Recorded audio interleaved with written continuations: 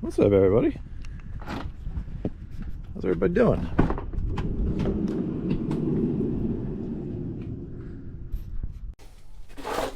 You have to excuse this mess. Kind of put everything back a little sloppily last time I was in here.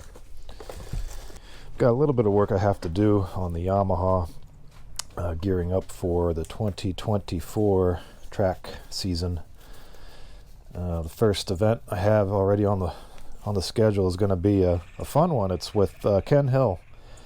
We're going to be riding with Ken Hill for 2 days at VIR on the South Circuit, South Course, and it's part of a 2-day master class, which is going to be on by Precision Track Days. It's a new organization, and it'll be my first time riding with them, so that's going to be a lot of fun. Yeah, and unfortunately, I had another little off. One of the last track day, one of the last rides of the season. So I'm gonna have I got to go through the bike again, swap out some parts, but I also want to get the forks out so I can inspect them and also do a service on them. So I'm gonna change out the fluids, change out the seals, and in general, gonna have them inspected for trueness, make sure they're not bent or anything. I'm okay. I'm doing much better. I broke my hand in a few places.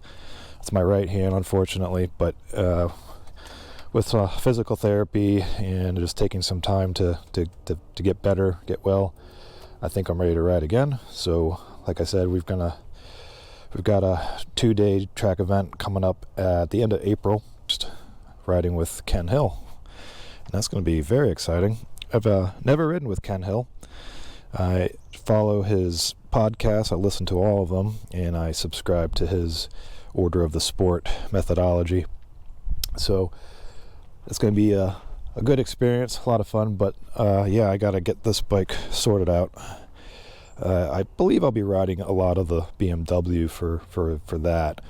It's just such a good bike, and once I've finally got it figured out and set up properly for me, there really is no comparison. It's such a good machine.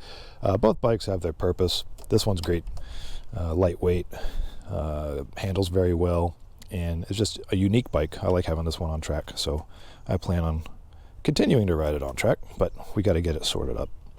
One thing I want to do prior to pulling the front end off and the forks out, I'm going to remove the handlebars and then make a note of where I have my fork settings at, just so I have a baseline to go back to. I'm not quite sure if I have these values written down, so it's a good practice to go ahead and measure up, count my preload and compression clicks, and get all that written down.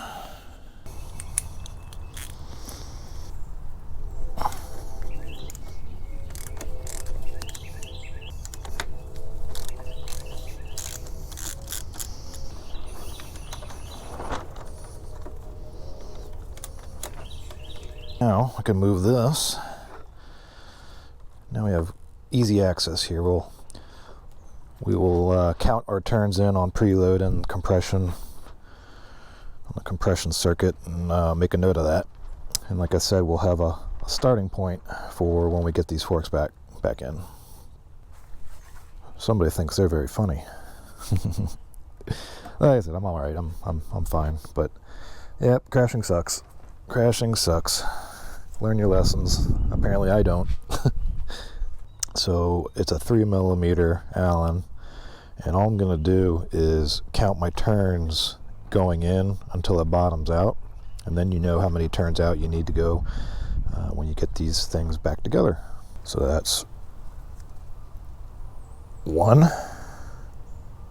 Yeah, 1 1/4 out. Let's see what this guy is over here. So right about at 1 to 1 1/4 out is what these circuits are at. For our preload, which is the larger guy here, that should be several more turns. I believe it's a 10mm. It is. Okay. Let's see where we're at. 12. 13. 14. Okay, 14 and a quarter.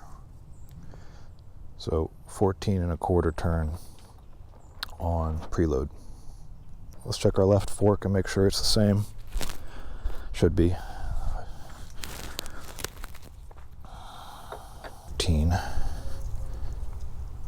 14.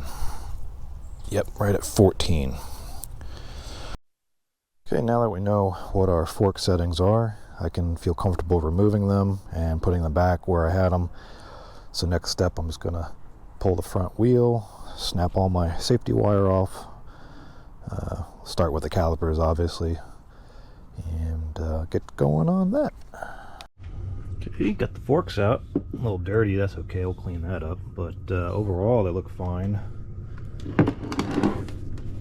Looks nice and straight. I don't see any obvious bends or damage. Like I said, they're a little dirty. I'll just clean them up before sending them out. And the front end looks good. All the castings here for the triple tree. I don't see any cracks, fractures, any bends, warps, anything like that. Top and bottom looks good.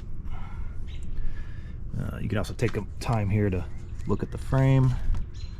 This is the steering stem. Looks good. I don't see any cracks or fractures, things like that. So yeah, the FZ09 crashes well. I don't want to crash them, but sometimes that happens. Next thing I got to do is support the back end here. I'm going to remove the rear shock. I'm going to send both the rear shock and the forks out together to get rebuilt. And I'm going to bend that back. Tank holds fuel, it's fine for another track season. Rear set bolt, replace that. I have some engine covers I'm going to put on there. I did get some new frame sliders, and I've torqued all those and marked them. I'm going with the puck style this time around instead of the individual bobbins. I think that might help a little bit if you find yourself sliding.